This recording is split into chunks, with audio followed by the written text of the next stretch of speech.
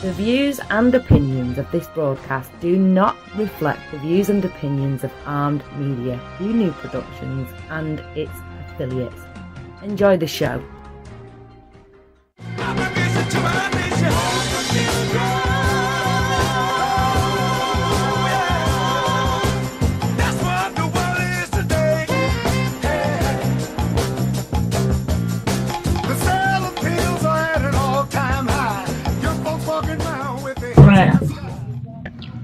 You're live.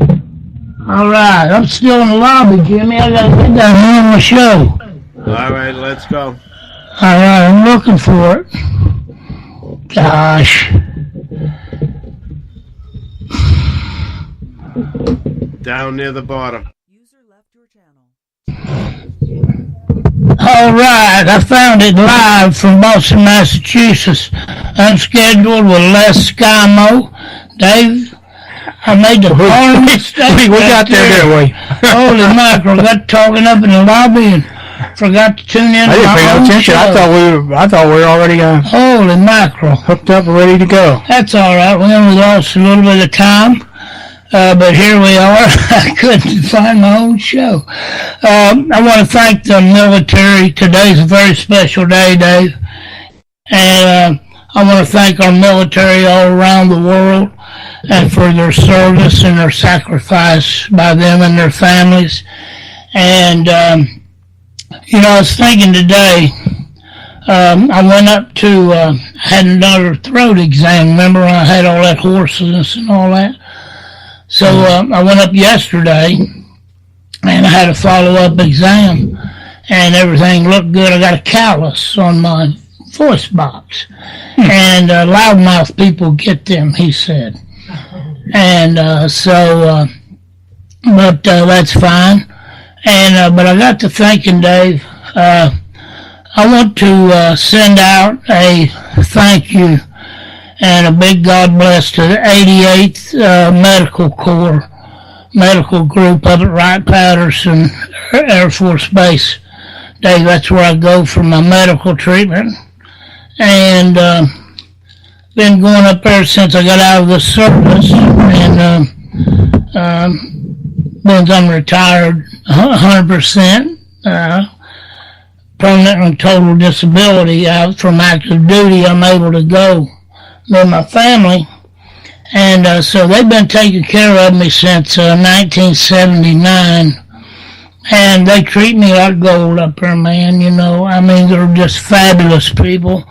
My wife's had 2 surgeries up there at Wright-Patterson, and they're just a marvelous group of people, Dave, and like I say, they treat me so good, and I just want to give them a shout out. I just love them people up there, and it's if I get the opportunity, this is a little morbid for some people, but you know how I love the military.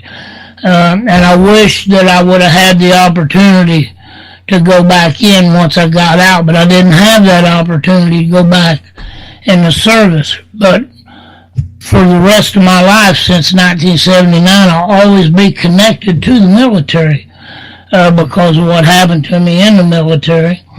And if I ever come down with a terminal illness and I know there's no hope, I want to see if I can get permission to go up there at Wright-Pat. I would. That's where I want to die, in that hospital. I know that sounds silly to a lot of people, but I would rather die there than I would in a hospice or any other hospital, because of my love for the military, and so that's just a personal thing, and who knows? You never know where and when you're going to go. But like I said, them people up there, they're marvelous, Dave. Mm-hmm. Couldn't ask for a better group of people to take care of me, And on the telephone here, 1-800-508-5431. And give us a call. We're live on Facebook. We've generated a pretty good group on Facebook past few shows, and so we're going to just keep doing what we're doing, And see, I still can't get over not being down there on my own show. Oh, that's going to sound good on the replay, ain't it? Probably 30 seconds. Where's Les Scamo at?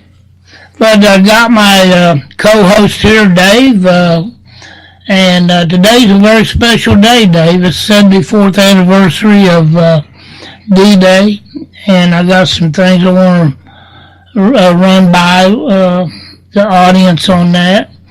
And also our Christopher Lee Foundation, who just called up for the Facebook guests.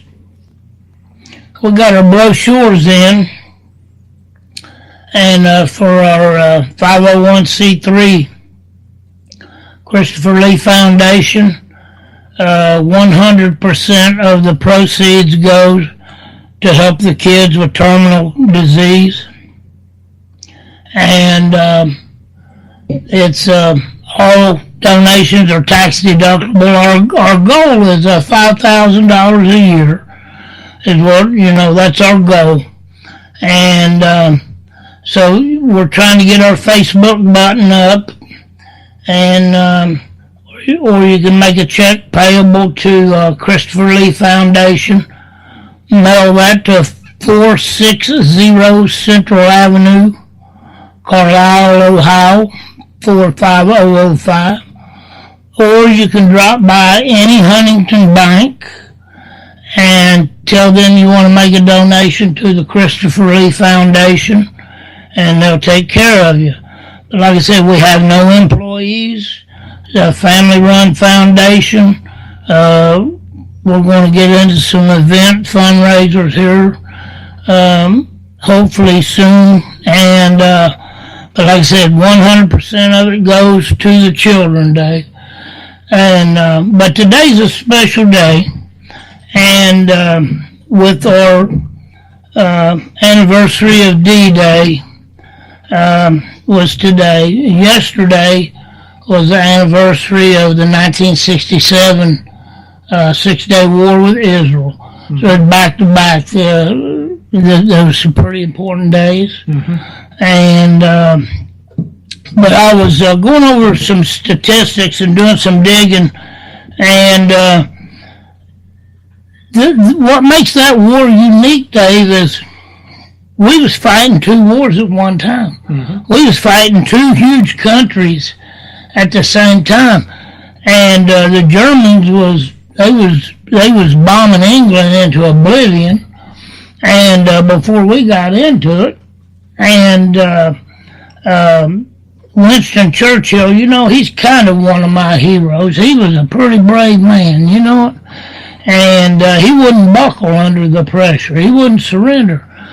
But now, the Japanese hit Pearl Harbor on December 7th of 1941, and the Germans declared war on the U.S.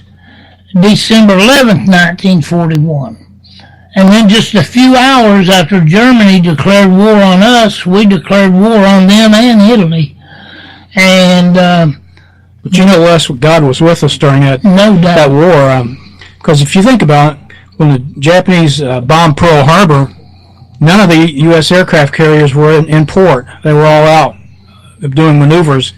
And the only thing that they got, which was really of no value, as it turned out, in the war, were the old battleships that were built around World War I. Right. And they were older, much older battleships, and the capability of as far as speed and capability as far as the smaller guns. It had smaller guns, and they really didn't have the ranges, say the Missouri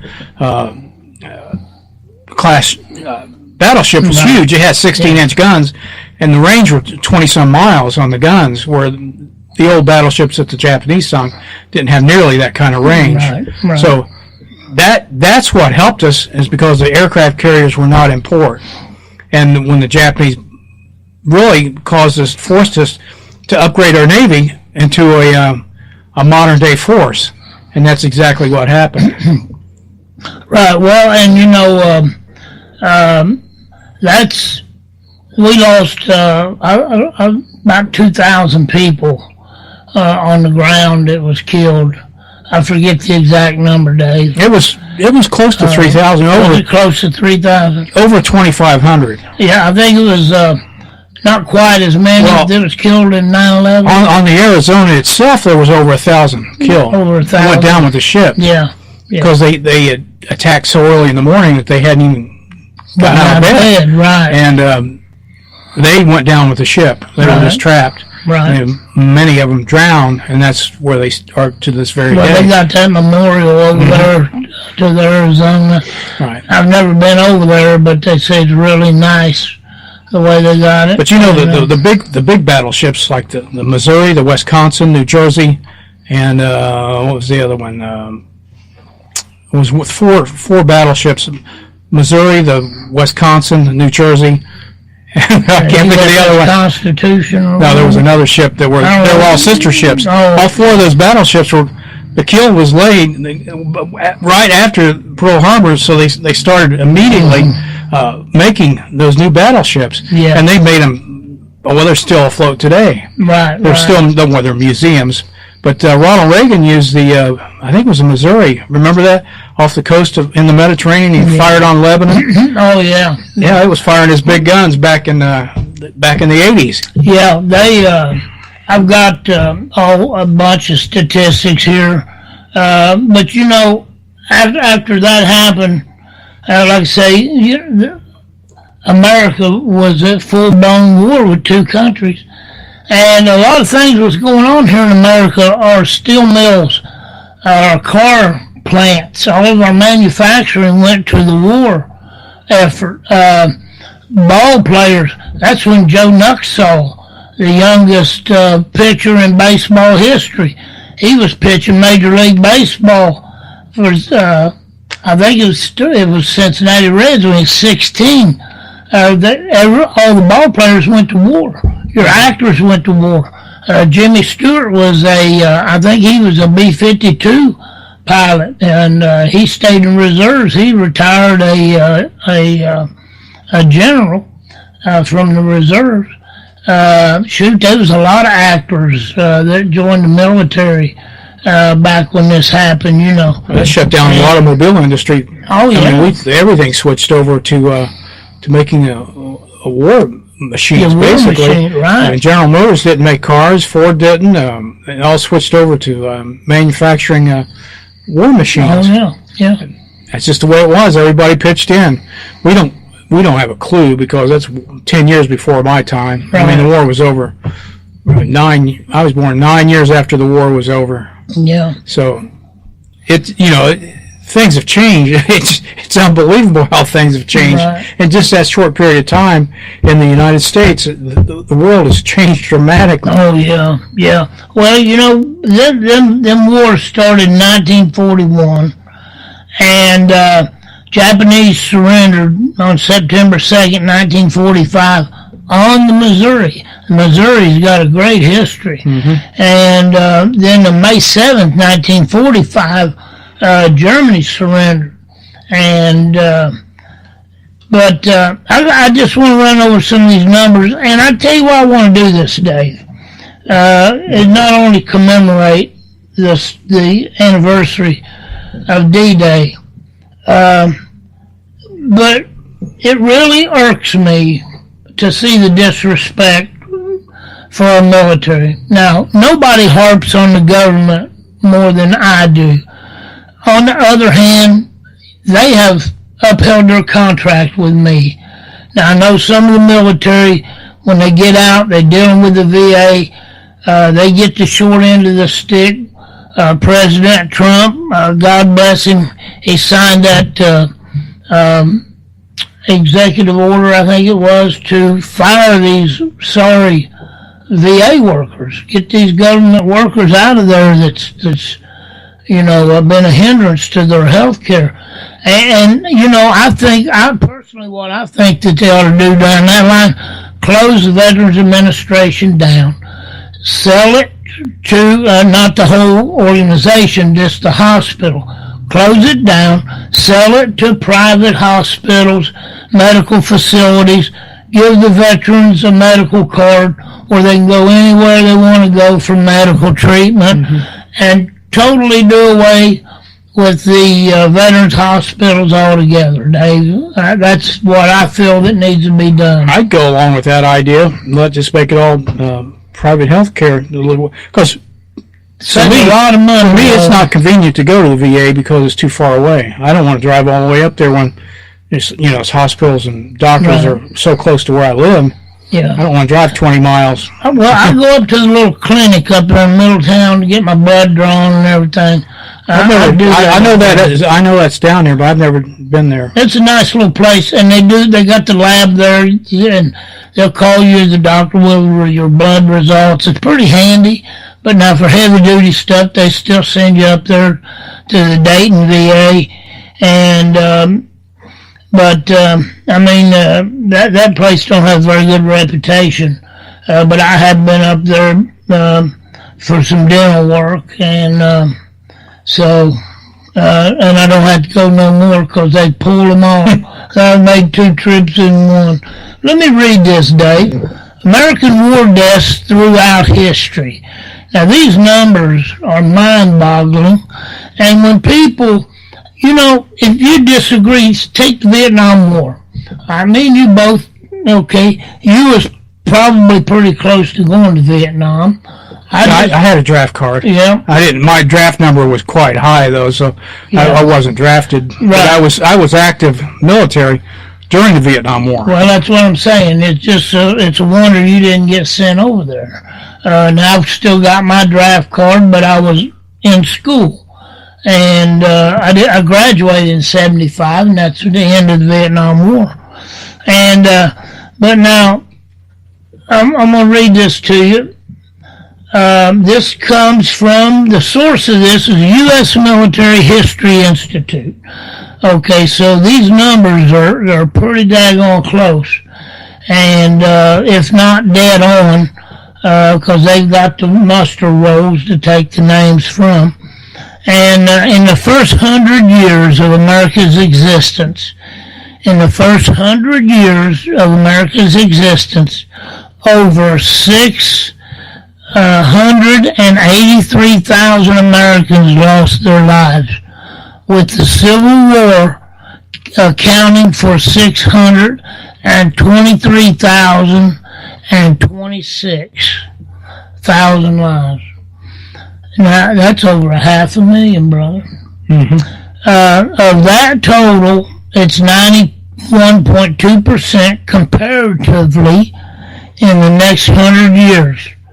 A further 600,026 Americans died through 2 world wars and several more regional conflicts. World War II represented 65% of that total, included your Vietnam War, Somalia, and other smaller conflicts. Using this comparison, the Civil War becomes the costliest war that America ever fought. And let me go down here and get these numbers here. During World War II, Dave, from 1941 to 1945, 405,399 Americans lost their life during that war. Mm-hmm. And like I said, it just irks me to no end. That's just during World War II. And during the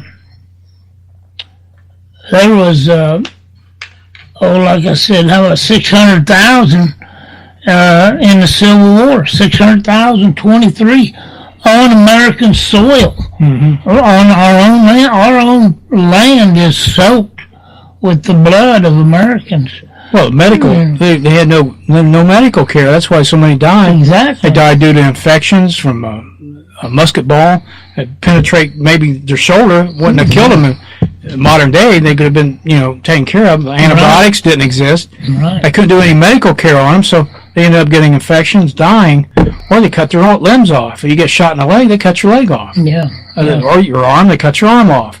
Right. If you got shot in the gut, you died a slow death. Yeah, Because you would die from the infection, but it would just take a lot longer. Well, sure, yeah, miserable death. But yet, see, these men, and it was all about states' rights back during the Civil War. People was loyal to their state and not loyal to the federal government. We got the same thing going on today with sanctuary cities. Same thing, brother. They're trying to do states' rights, saying we have the right to and the federal government has it written in law that all these immigration belongs to the federal government. It doesn't belong to the individual states. Remember, Arizona got sued by the Obama administration for trying to pass a law saying that they could check driver's license when they pulled people over. Yeah. And Obama sued them and he won because that was up to the federal government is the ones who take care of immigration. Right. And they are totally exclusively in charge of all immigration. Absolutely. Now that's a federal government. States don't have anything to do with that. And they're going to find it out pretty quick. That's when they go to court. Well, and the reason that's constitutional because that's protecting our borders. Right. And the Constitution, the only military that the Constitution gives us the right to have without special sessions in the government is the Navy to patrol the coast. And that's, but we got an Army and Air Force and Marines, which Marines go back to the Revolutionary War. But now, during this D-Day on June 6th, there's 5 beaches, and it's all one, I was going to look up the miles of the coast. It's one coastline, is what it is, but there's 5 beaches, 5 operations on that one strip of beach, and I don't know if Facebook people can see that or not. Can you see that, Nance? Okay, but now, I've got this picture here, and when we had the 82nd Airborne and the 6th Airborne Division, the Brits, they jumped behind the enemy lines, and you've seen the movies where they use these gliders. Mm-hmm. I've got the numbers here already. There's so many people killed from them gliders. That was a great idea on paper. But it got a lot of people killed, but it did get a lot of people survive that. Mm-hmm. And they accomplished their mission. I worked with a guy that was with the 82nd, and most of them was lost in the swamp. Remember the movies with the little clickers? They all got lost. They got separated. One guy hung on a church for like 2 hours before he was captured. His parachute got hung up. But now Utah Beach, the American 1st Division hit that. Had the 82nd Airborne drop behind the enemy lines to hit them from behind. And then on the 4th Division hit Omaha Beach. And then you had the 50th British Division hit Gold Beach. And the 3rd Canadian Division hit Juneau. And then you had the 3rd Division with the 6th Airborne Division that hit Sword Beach. And there was about 1,000 casualties on Gold Beach and Sword Beach. So there's a couple thousand they lost. And I've got all these numbers. And let's see, the Royal Canadian Navy provided 109 vessels and 10,000 sailors. We had a lot of allies. During that first 6 days of Normandy campaign, 1,017 Canadians died. By the end of the Normandy campaign, 5,020 Canadians had been killed. About 5,400 Canadians are buried in Normandy today. And they have a great military. I mean, they got some brave people, and they're great allies of ours. And but and they have the same problem, Dave. It seems like that their government is kind of turning on the people up there, and they're doing all kinds of things. They're letting all these Muslims in up there, and it's like a Europe north of us, almost. They'll find out pretty quick, though, once when the population gets so strong up there, they get so many people that they'll be starting to change their laws.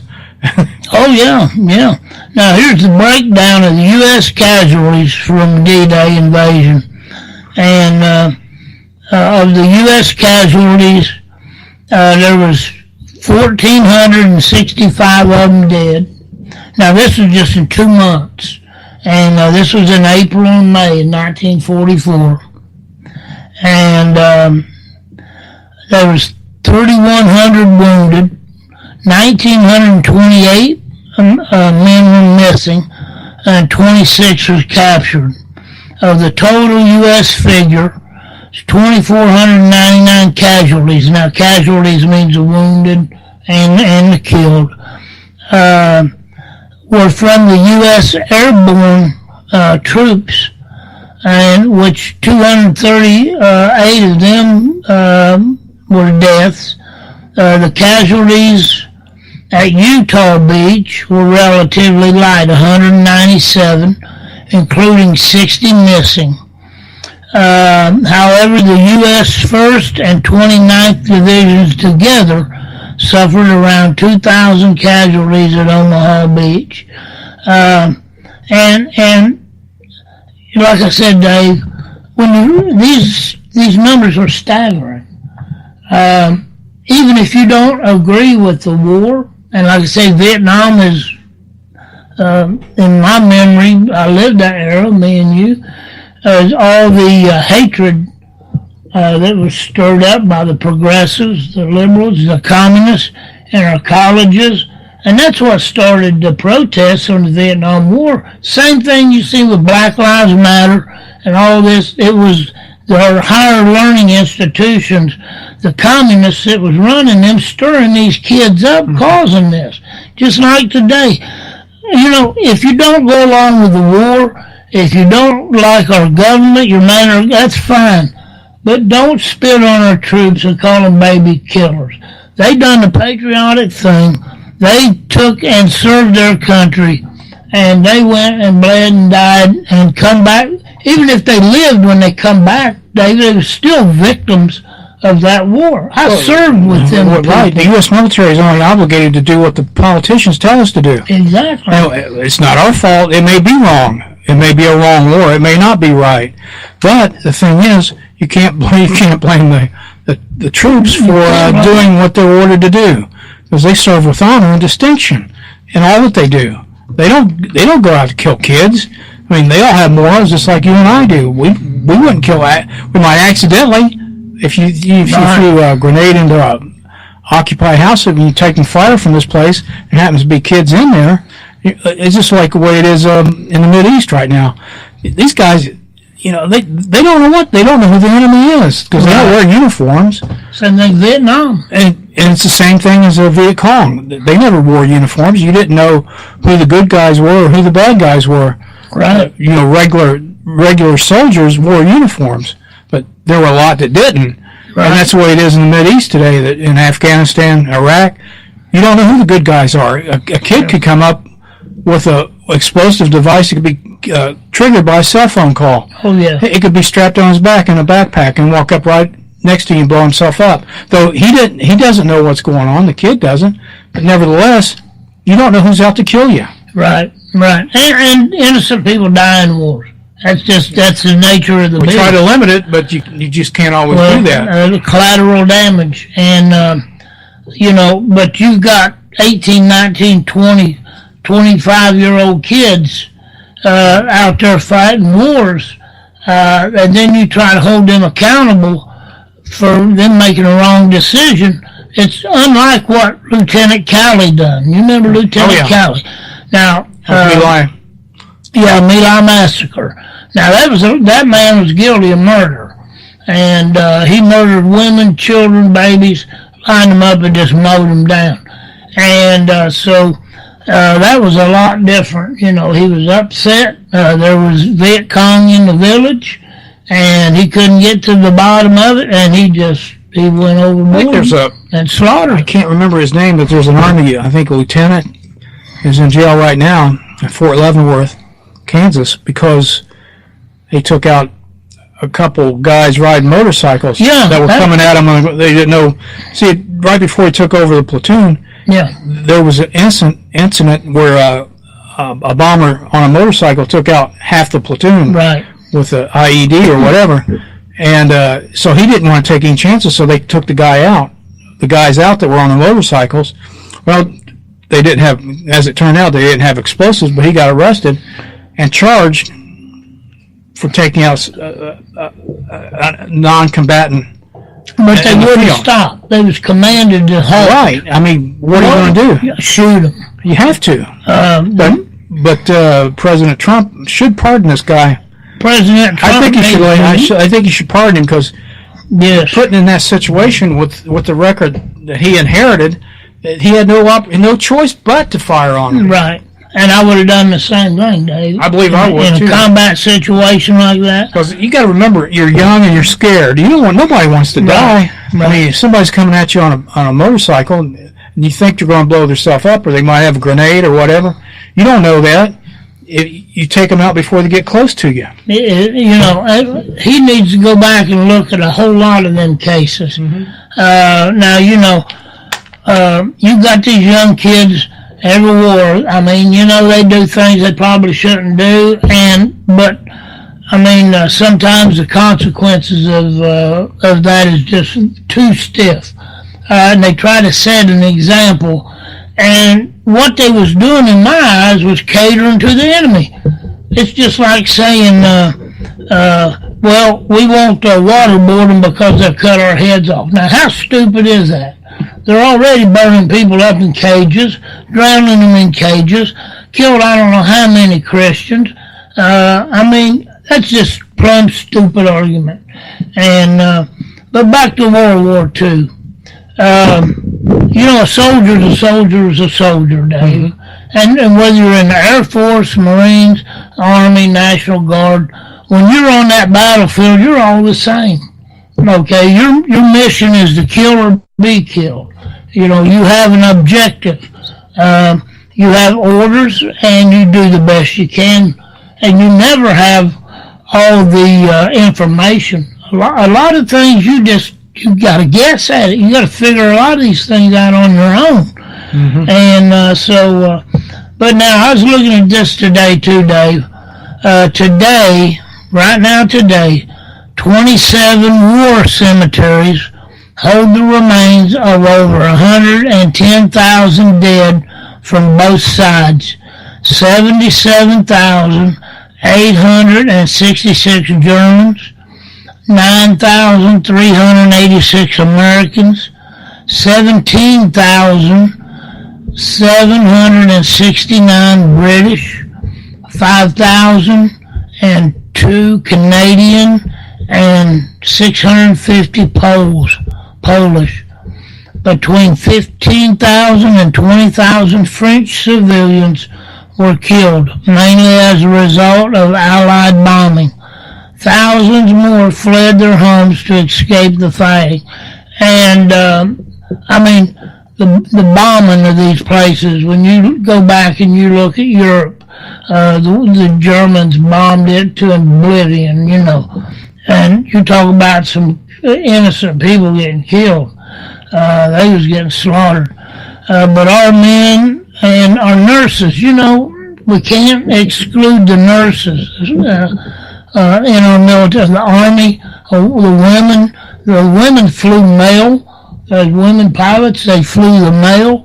And they was nurses. They was in the combat zones during all of our war. Well, they shuttled bombers across from the United States to Great Britain. They shuttled them across and then took ships back and shuttled more, flew them across. They didn't go into flying war missions, combat zone, but they did. Well, they could have been shot down. Right. If Luftwaffe had been out off the coast of France flying around, they would have probably caught them. Oh, Would yeah. have shot them down. But yeah, they performed great service. Here back at home, all the women that worked in the factories making war machines. Went to work, never went home. Yeah. Rosie, remember Rosie the Riveter? Rosie the Riveter, yeah. But these numbers are staggering, Dave. Now, the Navy, during these 2 months, the Navy lost, well, this is for the month of June, 1944.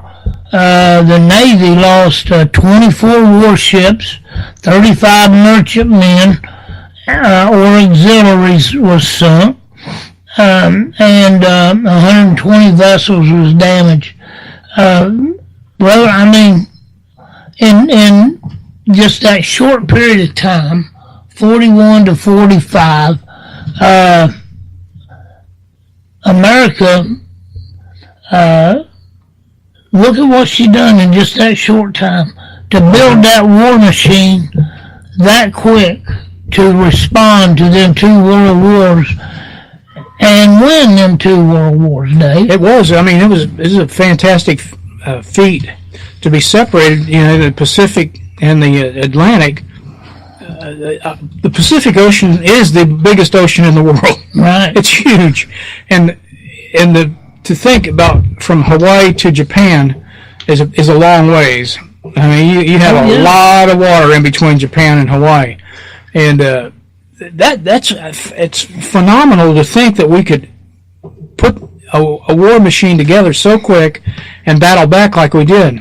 If we hadn't had the economy, the size of the industrial machine that we had already in the United States, we would have been in trouble. Right. Yeah. But we were able just to convert, and everybody pitched in. They saved all metal scrap, all junkyards. You know, they didn't throw anything away. Right. It was all recycled, reused to make military armament, and that's just what they did. Oh yeah, yeah. And it was like you said, the Lord had His hand on us, Dave. I think so. This was all prepared a long time ago for that day at D-Day, and you watch these movies now. The movie industry at that time, they made all these movies in support of the war. No, they were made during the early 40s. Yeah. During the war. Yeah, during the war. Like you said, Jimmy Stewart, he was a bomber pilot. I don't know if he flew a B-17 or a B-25, but one of the two. I don't remember. When I say B-52, George McGovern,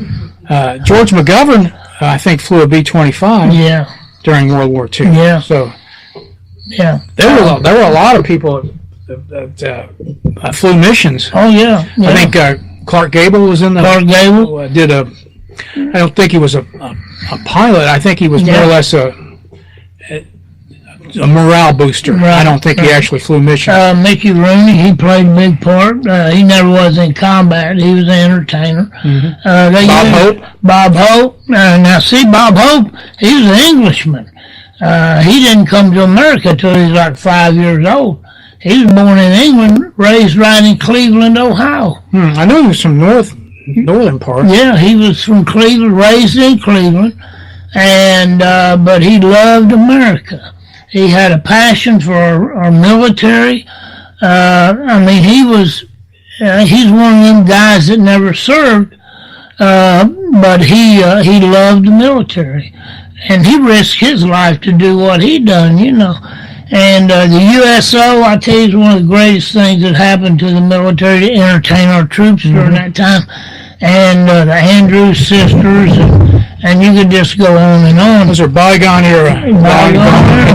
I'll tell you. And even during it, you know, Bob Hope went during Vietnam War. He went over to Vietnam, performed. Oh yeah. Brought all kinds of people with him. Korea. He was there, and he brought big USO shows over to Vietnam. Right. Which I knew people that were over there that had talked about it. Right. I was never in country, but I talked to people that were, and a lot of them were in Da Nang with the air base there. Since I was an Air Force guy, they came back to stationed at Air Force bases, and that's how I got to meet them. Right. But But Vietnam was a strange war in the fact that we really, if you think about it, we didn't really try to win that war. It got political, Dave. We could have won that war in a matter of a couple years. It got political. If they wanted to bomb Haiphong Harbor, bomb the ships that were coming in from Russia primarily, were supplying. Well, China. And China had their fingers but in it. if they would have took their supply lines out, which they could have Ho done, Chi Minh Trail. they could have done that, and we could have won the war. Yeah, they. So now, see, all the guys I served with, my elders, my drill sergeants, my section chief. I was a 13 Bravo 10. I was artillery, 105 towed howitzer, and my section chief, he was a helicopter pilot in the Marine Corps, and he was stationed at Da Nang. And he got out for a little while and joined the Army and wound up in an artillery unit, but he was my section chief, and I talked to these guys, and a lot of them still had problems, nightmares, and things that come along with combat veterans, but they was my dearest friends, and they made a heck of a soldier out of me, Dave, and but I loved them guys, and we worked well together. These 6 guns in our battery, 6 105 howitzers, we was a well-oiled machine, brother. I mean, buddy, we worked well together, and we could put them on the mark, man. And but I'll never forget those days. And people wondered that, well, that was a long time ago. Why you still wear that Air Force or that Army stuff? People don't understand how 3 or 4 years changes a man's life. They should make mandatory service, I think, like they do in Israel, for everybody. Men and women. Instead of just 1% going in, they ought to make it mandatory. That's how you breed patriotism. It is. There's no more patriotic people than the Jew. You're nowhere on earth. They do 2 years regardless. I think the guys do. Is it 3 years and the girls do a year and a half or 2 or something? It's less time for the women than it is for the men. I know that, but it's mandatory. It's mandatory. Yeah. I thought it was 2. And like national service in Singapore, you have to go in for a national service. Right. There are countries that still do that. It builds character, Dave, and it builds teamwork, discipline. There's so much. Now, there's times when I hated it. There's times when, man, I wanted to just pack my duffel bag and go home. But for the most part, I loved the military. Now, if I would have been able, I couldn't wait to get out. I didn't know I was sick and all that was going on. I went 1 month and 14 days over my ETS date. So I was in there longer than I'd enlisted for, but I was in the hospital for 30 days. And, if I would have got out under normal circumstances, would I have ever went back in?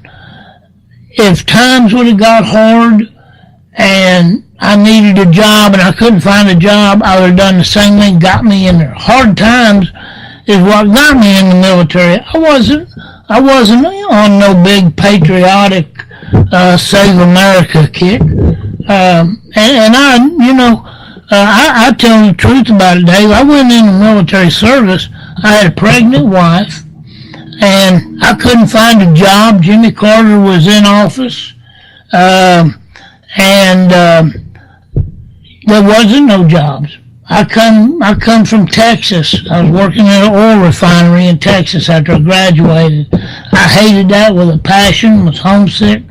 So I come back to Ohio, graduated in Florida, drove from Florida to Texas, worked for Arco Oil Refinery for a while, drove back to Ohio, couldn't find a job washing dishes. So I had a pregnant wife, and I told her, I said, and I almost went in the Army delay entry out of high school, but I didn't go. But anyway, welfare wasn't an option for me. That's for people that have no other option. That's for people that have no other way out. I had a way out, Dave, and it was through the military. And so I joined the Army. And that was the second greatest decision I ever made in my life. And that's why I have never, from the time I was from the time I was 18 years old to this day, I'm connected to the military. And I thank God for it. And every time I see what's left of the greatest generation, you realize how old the Vietnam veterans are now? 70s. Yeah. And if I see one of the old guys with their hat on, or see a young guy with a uniform on, I go out of my way. And I don't go on no big spill of who I am and what I done. I was in the Army, blah, blah, blah. I don't want to take nothing from them, Dave. I thank them for their service, and I shake their hand, and I leave it at that, But I'm telling you, it was that was my option, and I'm to this day 61 years old. 30-something years later, I'm still connected with the military, and I love it. I love the military. I didn't love everything they done to me, but I survived it, and it made me a better person, Dave. I can't believe they charged me for that haircut they gave me the first time. The first haircut I had to pay for it's like $2.25 or something. It took about a minute to cut my hair. Oh yeah. You ever see the movie Full Metal Jacket? Yeah, I did. Yeah. It's just exactly the way it was. Yeah. When you see that movie, that's exactly. My drill instructor looked just about like Arlie Ermey in that movie. Really? Yeah. Oh, he was just about like him. Yeah. And you get right in your face. Yeah. Cuss you out. Oh yeah. They didn't hit us. They hit those Marines during Vietnam. Well, we had one guy get drill sergeant kicked the crap out of him, but he felt bad about it after he done it. He shouldn't have done it, but hey, we wasn't going to say nothing. They got us with verbal abuse, but not physical. Oh, they talked about everybody but your mother and your father. They would not talk about your parents, but boy, your girlfriend called heck. Or your wife. They wouldn't say nothing about if you was married. But the Joes that had girlfriends, Jody got your girl and gone, got your Cadillac and won't be back and all that stuff. But and like I told you last show, Mom sent the drill sergeant after me through the company commander. It's one I didn't get thrown in the brig over that, but